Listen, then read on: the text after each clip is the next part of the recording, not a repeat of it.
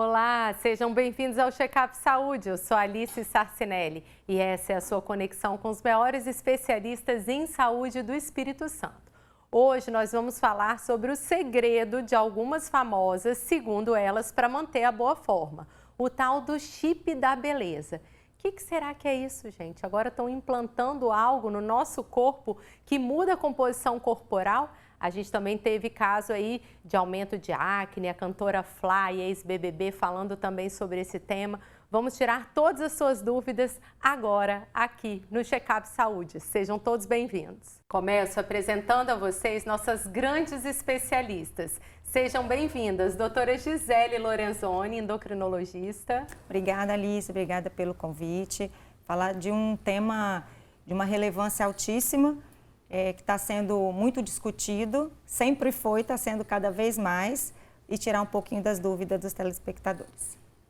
E doutora Camila Rezende, neurologista, seja bem-vinda, doutora. Obrigada, Alice, muito bom estar aqui com você, com a Gisele. Vamos aprender, né, sobre isso, que pode ser bom, pode ser uma bomba relógio, né, Gisele? Isso mesmo. Eu acho que a palavra bomba tem tudo a ver, né? Esse tema veio à tona ultimamente quando a cantora ex-BBB Fly mostrou cenas na internet do seu rosto todo deformado por espinhas e falou que a culpa disso, dessa falta de beleza, era o tal do chip da beleza que ela tinha implantado. Explica pra gente o que é esse chip que a Fly estava se referindo, doutora? O chip da beleza, na verdade, ele é um implante hormonal feito de silicone, como se fosse de um tamanho de um palitinho de fósforo, e que você implanta no subcutâneo, na maioria das vezes na região glútea, ou pode também ser implantado na região do abdômen, e dentro dele contém hormônios que são liberados ao longo do tempo para fazer algum tipo de reposição nas mulheres. Reposição de hormônio. Reposição de hormônios. Os hormônios mais utilizados são o estrogênio, a testosterona e o grande queridinho é a gestrinona. A gestrinona ela é uma progesterona que tem um potente efeito androgênico, que é muito parecido com a testosterona. Então, por isso que as mulheres elas ficam querendo implantar para ter uma melhora de composição corporal, melhora de qualidade de vida. Quer dizer, elas vão com esse objetivo, né? Mas a gente vai falar um pouquinho mais adiante que não é dessa forma que acontece. Você falou uma palavra aí, Gisele, agora que para mim é a chave do sucesso, né? É a reposição, é repor aquilo que está faltando. E não querer de forma, de qualquer jeito, né? Sem saber o porquê. Eu quero atingir uma beleza de qualquer jeito, expondo o meu corpo a um estresse químico, que pode ter consequências. Então, é o equilíbrio, né? Exatamente. E aí, esse implante, ele é colocado por um médico, porque então ele é como se fosse um palitinho e isso vai ficar dentro da pessoa mesmo, por isso que é chamado de um chip? Isso, ele fica implantado lá no subcutâneo, embaixo da pele. Faz um furo na pele da pessoa e coloca ele com uma cânula. E coloca esse implante com a cânula. E esses implantes, eles podem ser reabsorvíveis ou não. Você tem que tirar depois que acaba o produto que está dentro dele. Isso aí. E alguns são absorvíveis, mas existem os dois tipos. E esse produto vai ficar dissolvendo ali esse hormônio durante quanto tempo, doutora? Um ano. Um ano, mais ou menos, de 6 meses a 1 ano, depende do que você coloca, mas na grande maioria das vezes durante 1 ano.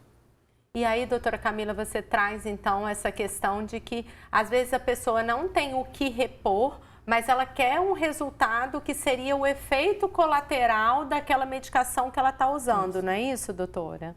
É isso, porque da minha parte, né, neurológica, muitas vezes a gente vê pacientes que chegam em surto psiquiátrico, em transtorno de ansiedade muito forte, generalizada, e podem estar relacionados com um excesso de hormônios, seja testosterona, seja estrogênio ou tantos outros. Como a gente está falando aqui do chip da beleza, a gente vai ficar mais nessa gama de hormônios. Porque eles são muito importantes, né? O nosso organismo, ele é perfeito, ele produz esses hormônios em conjunto, em condições normais, para traçar um equilíbrio.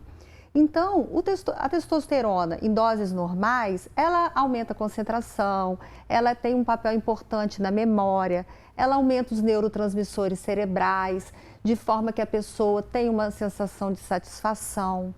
Por outro lado, quando ela vem em excesso, ela age aumentando a agressividade. Existem vários estudos que mostram, correlacionam o excesso de testosterona nos adolescentes, por exemplo, com o aumento de risco de dependência química, de uso de drogas, de abuso alcoólico. Então, isso tudo tem que ser colocado na balança, né? A gente não pode pensar só no objetivo final, beleza, e o que está envolvido nisso. E que nem sempre traz beleza, né? Exatamente, Então, muitas vezes traz doença. Traz doença. Mas por que ficou famoso por esse nome, doutora? O que ele, se bem indicado, realmente tem como efeito aí na beleza da mulher? O grande queridinho, como eu disse, é a gestrinona, que tem esse poder de ser mais androgênico. Então, com isso, você pode apresentar um quadro de melhora de composição corporal, uma redução de gordura corporal, um aumento da musculatura, melhora da libido, do bem-estar. Ele é mais um hormônio masculino, seria isso? Ele é mais parecido com a testosterona. Ele entra na cadeia de formação de testosterona. Que imita o corpo do homem, não tanto da mulher. O que tem de bom no homem, que seria mais músculo, mais força. Isso. As mulheres também produzem testosterona, só que numa quantidade muito menor do que a do homem. E por conta desses benefícios que a testosterona traz, e como a gestrinona, ela tem muitos efeitos semelhantes da testosterona, esse é o maior benefício que as pessoas que querem colocar o chip da beleza ou o implante, eles querem adquirir. Ficar durinha e sarada. Isso. E magrinha. É beleza a qualquer custo. O implante, ele tem suas indicações e quando ele é bem indicado, tem bons resultados, só que ele também pode trazer consequências e muitas delas irreversíveis. Como, por exemplo, a acne, que aconteceu com a cantora Fly, então pode sim, provavelmente foi devido ao implante hormonal, até mesmo porque ela fala que ela nunca teve nunca teve espinha, nunca teve nenhum problema de pele, foi depois que colocou o implante que apresentou. Tem mulheres que acontecem queda de cabelo de forma importante, perde uma quantidade muito grande, e aí se a mulher coloca aquele implante que você não consegue tirar, que ele é absorvível, você não consegue melhorar esses sintomas da mulher. Reverter, né? Não consegue, até que o efeito do implante acabe. Você pode ter engrossamento de voz, que também é irreversível. Você pode ter um aumento de clitóris. Então, podem aparecer uma série de consequências. E tem aquelas pessoas que se beneficiam do implante. Só que a gente ainda não tem estudos robustos que comprovem a eficácia e a segurança dele. Por isso que existem controvérsias em usar ou não esse tipo de implante, porque a gente não tem essa segurança. E a gente, dentro da medicina, como a gente cuida de vida, como a gente cuida de saúde, a gente só pode indicar quando existem evidências científicas eficazes para poder indicar a medicação. E que não sejam maiores do que os danos que isso possa causar, né, doutora? Isso. E você tem que ser muito bem calculada. É uma medicação que é manipulada. Então, o mesmo implante que seria, vamos supor, para você, ou para a Camila, ou para mim, eles são diferentes. Então, eles não são as mesmas dosagens. Isso é variável, isso é muito individual. Então, você tem que avaliar o paciente, cada um de forma individual, ver se aquele paciente pode ou não ter algum benefício, apesar de que hoje é contraindicado pela falta de estudos, né? Mas existem as indicações. A gestrinona, por exemplo, ela foi inicialmente utilizada para tratamento de endometriose, ou aquelas mulheres que têm muita TPM, têm cólicas muito fortes, ou mulheres na menopausa. Isso ainda é utilizado? Sim, ainda é utilizado. Mas não via chip, de uma outra forma. Isso. E a gente, eu não sei vocês, né? Mas eu sou da época que lembro de falar da bomba, né? Ah, tomou bomba, essa mulher tá com gogó, tá com a voz grossa, tá com mais pelo, tá ali na academia, você vê que tá com aquele corpo mais masculino, vai ver que ela tá usando bomba. O que é a bomba e o que é o implante, ou se o implante é a bomba também, que aí se fala popularmente? Assim, depende do que você coloca no implante e da quantidade que você coloca. Então, se você erra na mão, coloca uma quantidade maior, uma quantidade que fica em níveis suprafisiológicos, você traz os mesmos riscos e os mesmos efeitos de uma bomba, vamos colocar. A bomba depende muito. A bomba, ela é a testosterona. Injetável? Tanto faz. Ela pode ser injetável, ela pode ser oral, depende da quantidade ou quantas por semana que você usa, mas a bomba, ela é a testosterona. E a testosterona, nesses casos, ela existe de várias formas. Né? Das formas assim, você tem a testosterona pura, sintética, você tem um blend, que é uma mistura de vários tipos de testosteronas, você tem vários tipos de anabolizantes, que é a bomba. No caso do implante, depende do que você coloca e da quantidade que você coloca, ele também apresenta os mesmos riscos que os usos de anabolizantes. E esses anabolizantes, a gente vê casos de prisões também, de pessoas vendendo na academia, usando às vezes anabolizantes feitos para animais e não para pessoas, né? Dessas bombas. Seriam esses injetáveis? Tudo tá falando de testosterona mesmo. Isso. É a mesma droga que, dependendo da dose, vira veneno ou vira remédio. Isso, exatamente. E aí, doutora, para quem está em casa agora e falando, tá bom, mas o meu médico me propôs um chip, eu tenho uma amiga que colocou um chip. Como eu faço para saber? Primeiro, é só para mulheres? Só as mulheres. Uhum. Só as mulheres que podem colocar esse chip? Porque o implante, ele tem o estrogênio, você tem a progesterona e alguns deles a testosterona. Mulher que usa. E aí, qual médico que a pessoa que tem vontade de estudar sobre o tema, se é uma candidata, que queira fazer o exame, tem que procurar? Então, o implante, ele é proibido, né? Ele é contraindicado, como eu falei, pela falta de embasamento científico sobre segurança dele. Mas quem coloca normalmente são os ginecologistas. Alguns endocrinologistas, alguns nutrólogos. Mas varia entre os profissionais. Mas ele continua sendo comercializado, ele né? Embora proibido. Isso, ele continua sendo comercializado, mas ele não é liberado pela Anvisa. Sim.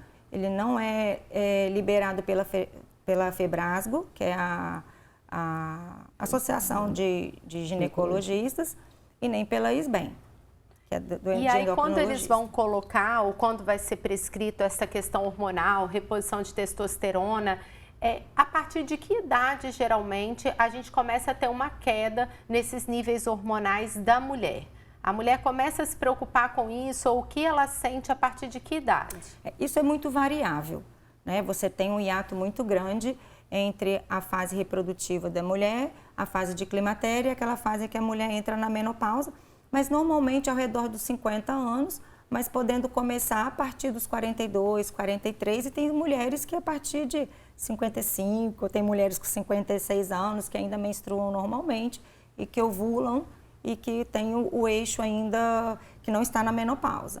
Então, isso depende, é um hiato grande, mas normalmente ao redor de 50 anos. Que aí você tem uma redução dos níveis de progesterona, redução dos níveis de estrogênio e aumento de um outro hormônio chamado de FSH. Que é o marcador da menopausa. E aí, o que a pessoa sente, né? Entrando, que está chegando aí a menopausa. Então, o chip, ele seria uma das alternativas, mesmo que não unânime, para os efeitos aí da menopausa ou da pré-menopausa. Como uma terapia de reposição hormonal. Se precisa repor, é porque está faltando e geralmente isso está faltando próximo da menopausa. O que a mulher sente quando há falta desses hormônios? O que sinaliza para a gente, para quem está nos ouvindo em casa, de que pode estar faltando algum hormônio feminino dela e ela pode estar entrando na menopausa? Um dos primeiros sinais é a irregularidade menstrual. Aquela mulher, ela começa a menstruar no mês, fica 3 meses sem menstruar, depois a menstruação volta, ou ela menstrua um mês, no outro dia ela menstrua 2, para de menstruar 1, no outro volta. Então, um dos principais sinais e primeiros sinais é a irregularidade menstrual. Essa mulher normalmente fica mais cansada, ela fica mais prostrada, ela fica mais irritada. Como a doutora Camila falou, vai faltando estrogênio também para o cérebro. Ela começa a ter problemas com o sono, começa a ter insônia, ou ela até começa a dormir bem, mas começa a ter aquela noite de sono picada, o que aumenta ainda mais a irritabilidade. Elas ficam mais depressivas, mas não são todas Que tem, graças a Deus, são sortudas aquelas que passam pela menopausa sem apresentar sintomas. Mas a grande maioria, sim. Ressecamento vaginal. O calor também está ligado? Isso, são os fogachos, que são calores insuportáveis. As mulheres relatam que é um calor diferente, é um calor que acontece mais do pescoço para cima, principalmente à noite, que acordam elas várias vezes, que muitas delas precisam levantar para tomar banho e voltar a dormir. Seriam os indicativos. Seriam os indicativos. E aí, para a gente não precisar, né, do chip da beleza, vamos falar um pouquinho de prevenção.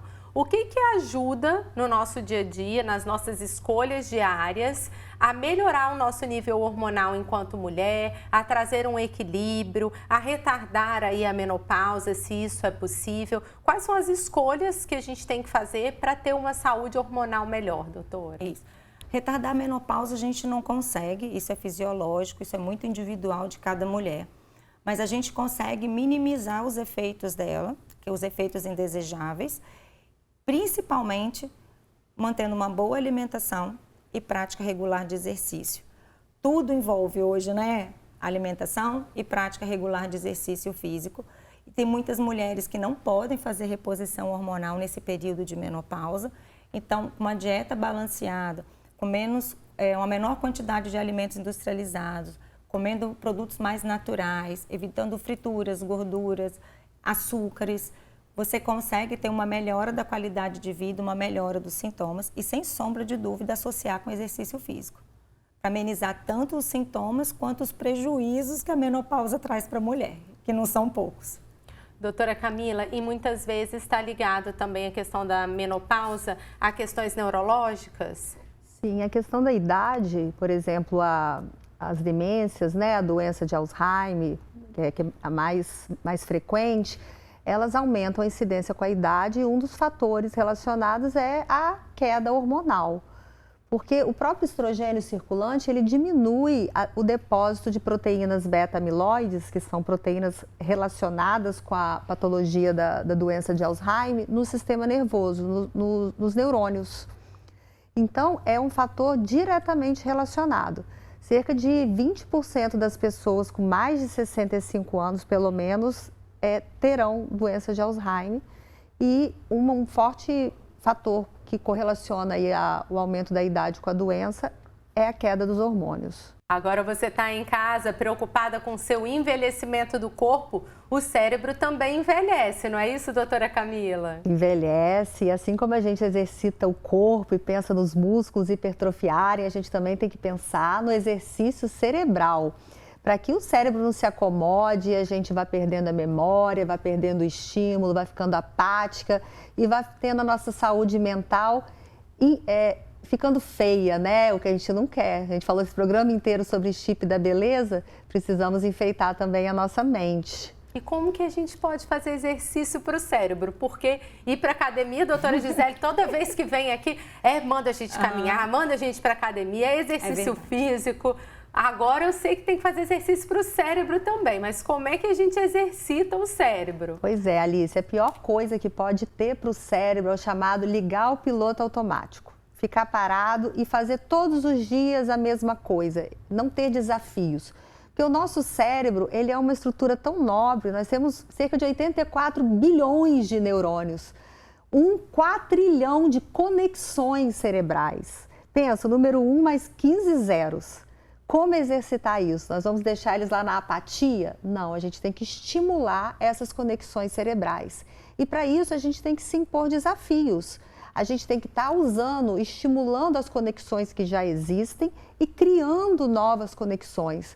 Porque o nosso cérebro, ele tem uma coisa que chama plasticidade, a neuroplasticidade, que é a nossa forma de nos reinventar, do cérebro se readaptar a novos estímulos e aprendê-los. Então é interessante a gente estar sempre procurando uma diversão nova, um trabalho novo, uma leitura, uma palavra cruzada. Palavra cruzada, palavra cruzada. A minha família adora uma palavra cruzada. Pois é, palavra cruzada. E a gente ouve falar o tempo inteiro, né? Vamos pegar aqueles caderninhos, vamos exercitar o cérebro. E é verdade. É verdade, né? Ler um livro, fazer uma aula de música, por que não, né? Com a idade aprender um novo instrumento. Não tem isso, eu estou muito velho para tal coisa. Assistir um novo programa de TV não vale, né, doutora? Ficar parada só assistindo? Depende, né? Se forem programas que estimulam a nossa curiosidade, o nosso aprendizado, sim. Inclusive, vamos exercitar o cérebro aí com o chip da beleza, quem está colocando ou está com intenção. E aí, está aprovado? É legal? Não é legal? Se você está colocando, você sabe o que você está colocando? A gente tem que ter esse bom senso. E nesse momento a gente está estimulando o nosso cérebro. Perfeito, doutor. Então vamos cuidar, gente, do envelhecimento do nosso corpo e do nosso cérebro também, aqui com as dicas das nossas especialistas. Você que está em casa, fica com esse recado. Mais do que a preocupação com a reposição hormonal para a sua beleza, é a sua saúde que está em jogo. Procure um endocrinologista, procure seu endocrinologista e o seu ginecologista, faça os exames em dia. Se precisar de reposição, vai ser feita da maneira correta, mas não a todo custo. Eu agradeço muito a presença de vocês. Obrigada, doutora Gisele. Obrigada, Alice, mais uma vez pelo convite. Obrigada por trazer Camila para discutir esse tema tão importante, como eu falei anteriormente, de relevância, né? Aprender com a parte neurológica, que a gente vê no dia a dia, mas muitas vezes a gente não associa. Mandar esse aviso, né, para as mulheres. A gente recebe no consultório muitas mulheres ainda com dúvidas. Às vezes a mulher já parou de menstruar, ela está cheia de sintomas e não sabe por onde ela começa. Então é um assunto de extrema importância. E é fisiológico, né? Todas nós passaremos por isso um dia. Obrigada, Camila. Obrigada. E assim, a mensagem final que eu gostaria de deixar é que a gente sempre, tanto pacientes quanto médicos, que a gente sempre veja a situação como um todo, né? Não existe o hormônio isolado, não existe o cérebro isolado, não existe o coração isolado. Sim. As coisas têm que funcionar em harmonia e equilíbrio, porque as consequências, elas ocorrem de forma geral, né? Uma coisa puxa a outra, porque o ser humano, ele foi feito de uma forma tão perfeita que foi para funcionar tudo em conjunto. Então, a gente não pode perder essa informação de vista. Perfeito. Esse foi o Check-up Saúde de hoje. Para enviar suas sugestões, me segue lá no Instagram, @doutora Alice Sarcinelli. Até o próximo Check-up Saúde.